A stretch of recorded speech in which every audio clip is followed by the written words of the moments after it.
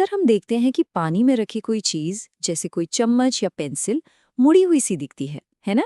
कभी सोचा है ऐसा क्यों होता है? आज हम इसी पहेली को सुलझाने वाले हैं और इसके पीछे की फिजिक्स को समझेंगे। तो सवाल यही है कि आखिर पानी के गिलास में रखा चम्मच मुड़ा हुआ क्यों नजर आता है। ये एक बहुत ही आम सा सवाल है, पर इसका जवाब वो छिपा है रोशनी के सफर में। अच्छा, तो इस झुकाव को समझने के लिए ना हमें रोशनी के दो अलग अलग बर्ताव को समझना होगा। पहला है परावर्तन यानी रिफ्लेक्शन। ये तो सीधा साधा है, जब रोशनी किसी सतह से टकराकर वापस लौट आती है, जैसे आईने में होता है। लेकिन जो हमारे काम की चीज है वो है अपवर्तन यानी रिफ्रैक्शन। इसका मतलब है जब रोशनी एक मीडियम से दूसरे में जाती है, मान लीजिए हवा से पानी में, तो वो सीधी नहीं चलती बल्कि मुड़ जाती है। और यही मुड़ना सारी पहेली की जड़ है। तो सवाल ये उठता है कि रोशनी मुड़ती क्यों है? इसका कारण ना बहुत ही सिंपल है, बस एक ही वजह है। जब रोशनी एक चीज से दूसरी चीज में जाती है तो उसकी स्पीड बदल जाती है। जी हाँ, बस इतना ही। स्पीड का बदलना ही उसके रास्ते को मोड़ देता है। और किसी भी चीज में रोशनी कितनी धीमी होगी, इसे नापने के लिए साइंटिस्ट्स एक टर्म इस्तेमाल करते हैं जिसे कहते हैं रिफ्रैक्टिव इंडेक्स या हिंदी में अपवर्तनांक। इसे आप एक तरह का स्कोर समझ सकते हैं। जिस चीज का रिफ्रैक्टिव इंडेक्स जितना ज्यादा होगा, रोशनी उसके अंदर उतनी ही धीमे चलेगी। अब जरा इस टेबल पर नजर डालिए, ये बहुत मजेदार है। हवा का रिफ्रैक्टिव इंडेक्स लगभग 1 है, मतलब रोशनी यहाँ लगभग अपनी टॉप स्पीड पर है। लेकिन जैसे ही वो पानी में जाती है, इंडेक्स 1.33 हो जाता है और स्पीड कम हो जाती है। कांच में ये और भी धीमी हो जाती है, और हीरे में तो देखिए इंडेक्स 2.42 है, मतलब हीरे के अंदर रोशनी की स्पीड आधे से भी कम रह जाती है। कमाल है ना? लेकिन एक बात साफ है, रोशनी का ये मुड़ना कोई अंदाजे से नहीं होता। ये बिल्कुल तय नियमों के हिसाब से होता है। फिजिक्स में इसके 2 पक्के नियम हैं जो हमें बताते हैं कि रोशनी ठीक कितना और किस तरफ मुड़ेगी। तो देखिए, पहला नियम तो बस ये कहता है कि आने वाली किरण, मुड़ने वाली किरण और नॉर्मल, जो कि सतह पर 90 डिग्री की एक काल्पनिक लाइन है, ये तीनों एक ही प्लेन में होती हैं। ये चीजों को व्यवस्थित रखता है।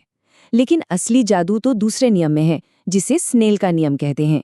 ये वो फॉर्मूला है जो हमें एकदम सटीक तरीके से बताता है कि रोशनी का झुकाव कितना होगा।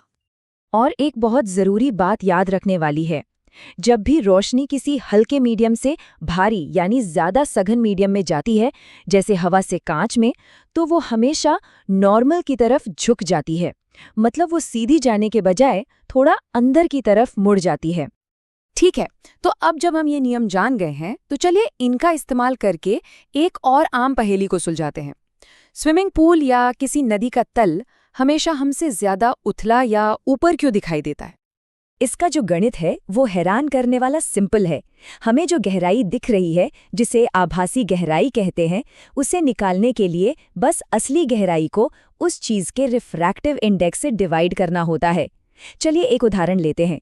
मान लीजिए पानी में कोई सिक्का असल में 20 सेंटीमीटर की गहराई पर है, और हमें पता है कि पानी का रिफ्रैक्टिव इंडेक्स लगभग 1.33 है। तो नतीजा क्या होगा? हिसाब लगाने पर यह आता है लगभग 15.04 सेंटीमीटर। मतलब 20 सेंटीमीटर गहरा सिक्का हमें सिर्फ 15 सेंटीमीटर गहरा दिखाई देगा। और यही वो धोखा है जो हमें स्विमिंग पूल की गहराई का अंदाजा लगाते वक्त होता है। तो ये तो हुई ऑप्टिकल इल्यूजन यानी नजरों के धोखे की बात। पर अब देखते हैं कि इसी रोशनी को मोड़ने के सिद्धांत का इस्तेमाल करके कैसे कमाल की चीजें बनाई जाती हैं, जैसे कि लेंस। मोटे तौर पर 2 तरह के लेंस होते हैं। एक है कॉन्वेक्स लेंस, जो बीच में मोटा होता है।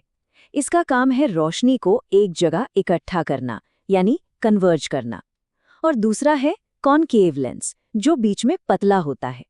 ये इसका उल्टा करता है। ये रोशनी को फैला देता है, यानी डाइवर्ज करता है। और हर लेंस की अपनी एक ताकत होती है। इस ताकत को हम 2 मुख्य चीजों से नापते हैं। एक है उसकी फोकल लेंथ, यानी वो रोशनी को कितनी दूरी पर फोकस कर सकता है, और दूसरी है उसकी पावर। ये कुछ जरूरी फॉर्मूले और नियम है। जैसे कॉन्वेक्स लेंस की फोकल लेंथ पॉजिटिव होती है, कॉनकेव की नेगेटिव। और लेंस की पावर, जिसे डायोप्टर में नापते हैं, वो बस फोकल लेंथ का उल्टा होती है। इन्हीं सिंपल से फॉर्मूलों के आधार पर चश्मे से लेकर बड़े बड़े टेलीस्कोप और कैमरा तक बनाए जाते हैं। तो इस पूरी चर्चा से हमें क्या मुख्य बातें समझ में आई? चलिए एक बार जल्दी से सब कुछ समेट लेते हैं। तो सबसे पहली बात, रिफ्रैक्शन यानी अपवर्तन रोशनी के मुड़ने को कहते हैं और ये उसकी स्पीड बदलने की वजह से होता है।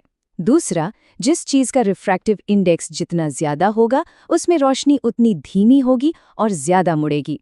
स्नेल का नियम हमें बताता है कि रोशनी ठीक कितना मुड़ेगी, और इसी असर से हमें पूल की गहराई कम दिखने जैसे ऑप्टिकल इल्यूजन होते हैं। और आखिर में लेंस इसी रिफ्रैक्शन का इस्तेमाल करके रोशनी को फोकस या फैलाते हैं, जिससे हम तस्वीरें बना पाते हैं।